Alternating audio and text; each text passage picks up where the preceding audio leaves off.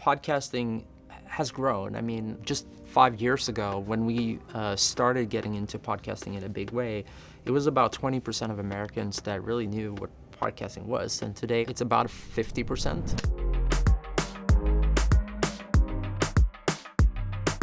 I know there was news that you just distributed $100 million in 1 quarter to creators, and this has become such an important space for podcasters, obviously musicians, and I'm just curious to get your take why you think creators are so drawn to Spotify and how you've created that flywheel that's really kept them coming. You know, I think it really starts where we started the company and the ethos of the company. So we started the company back in 2006, and it was really based on this simple idea. We wanted to give consumers what they wanted, which is whatever thing they were interested in at the moment of their time, and to soundtrack their life. And creators an ability to connect with an audience, grow that audience, and monetize. Now we have more employees in the US than we have anywhere else in the world. In fact, I think we have people in like 43 states in America. Wow. So. Wow, and 17 floors here in the beautiful World Trade Center.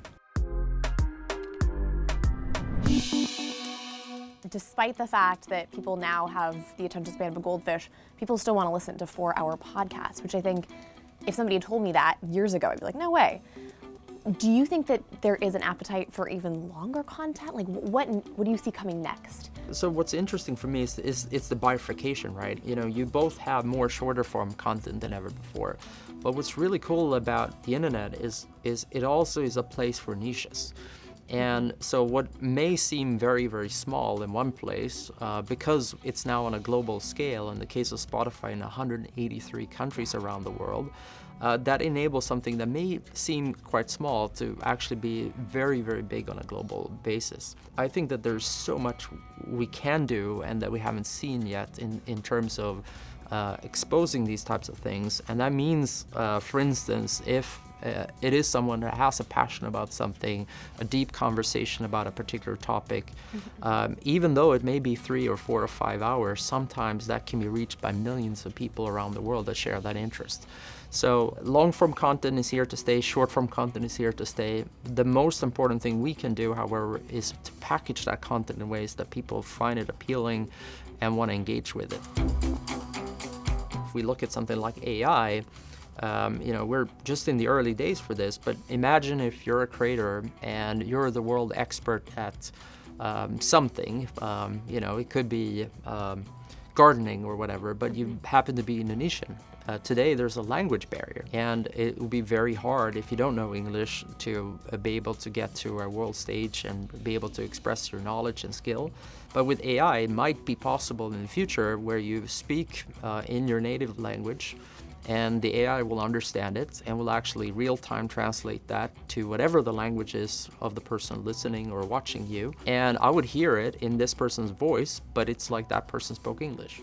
Now, what will that do to in the future? What would that do to creativity? What would that do to knowledge sharing? I think we're just in the very early innings of figuring that out. I want to talk a bit about the role that you guys have really played in free speech and distribution, because there was a lot of censorship on a lot of tech platforms, and I think you were very unique in sort of not succumbing to that, and you had voices who at the time were sort of slammed as controversial, like Joe Rogan. What made you decide to say, no, we really want to stand with him and continue to work with him?